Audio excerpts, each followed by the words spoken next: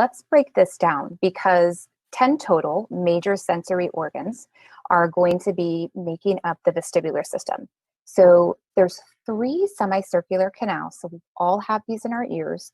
They look like little loops on a roller coaster. And those 3 canals are responsible for giving us the orientation of where we are in space, kind of the angular and linear acceleration, and then just overall sensation to gravity.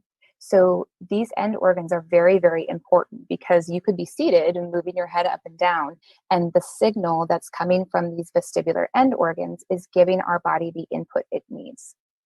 There is significant involvement in how these little end organs interact and send a signal for our overall balance. So they make a very big wave with regard to our equilibrium, our overall balance, our posture, and then even keeping our head upright, even as we're kind of moving our head around or bending up and down. So if we dive a little bit deeper, I think this is a really cool schematic.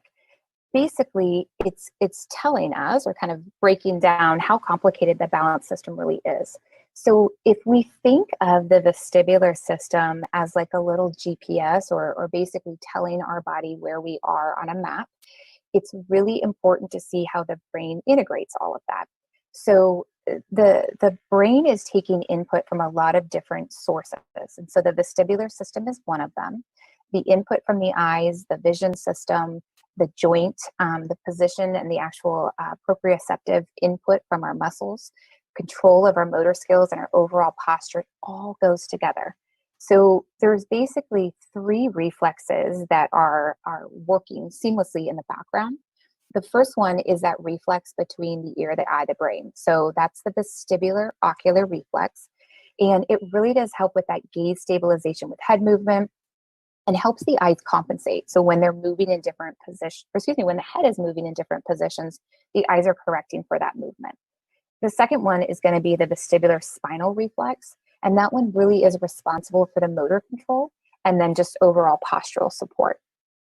And then the final one is going to be responsible for actual kind of neck stability and overall head stabilization and position in space. So the brain's taking all of this in real time and processing it pretty seamlessly when we feel well. This is a pretty good rendition of what a lot of patients, will describe as dizziness, or what their symptoms are. So again, it doesn't have to be a true spinning or a vertiginous bout or experience, a bobbing sensation. So, what does all this mean, and why are you guys actually here today? And I think the simple answer to it is, we want solutions. We want to know what the next options are and how do we provide relief. So let's get into a little bit of the science, and we're going to kind of high level a lot of this. But one of the most important things to understand when we first get into the diagnostic testing is, are we looking at something that has to do with the central system? So when we're looking at the actual kind of the scary stuff, the brain stem, and the way the brain is processing information, or are we looking at something that is peripheral, meaning that it's outside the brain and the brain stem? And in particular, when we're going through this discussion today, it's going to be how the vestibular system is involved.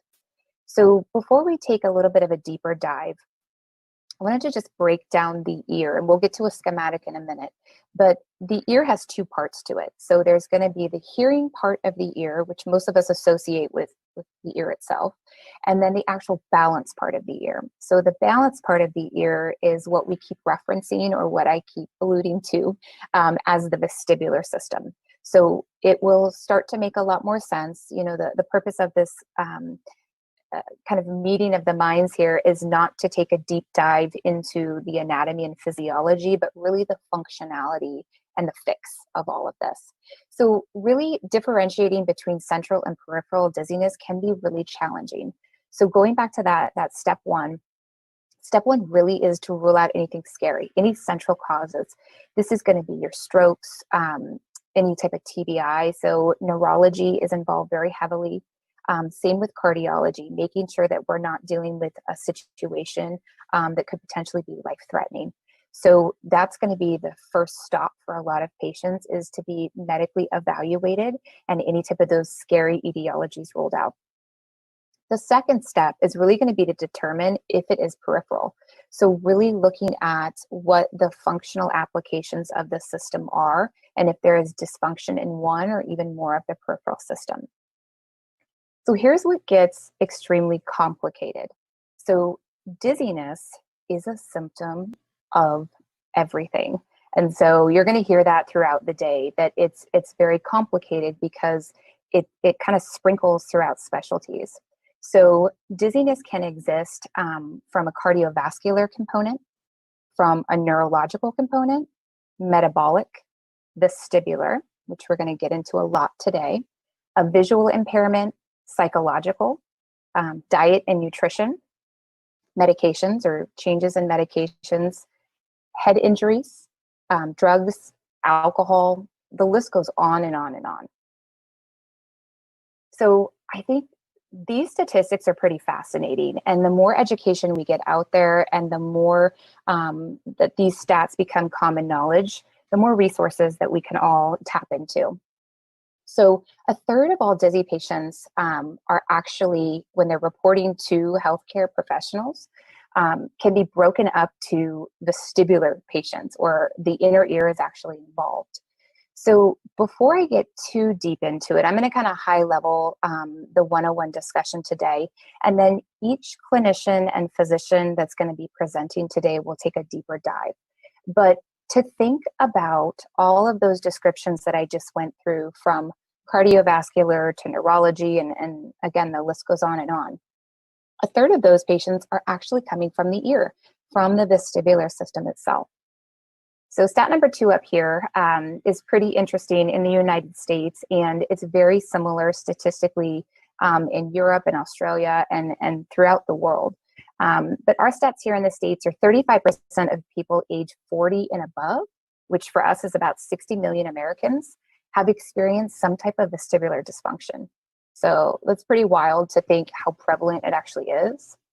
And then with children, so when we're talking about the pediatric population, 1 in 20 kids in the United States are going to have dizziness or balance problems.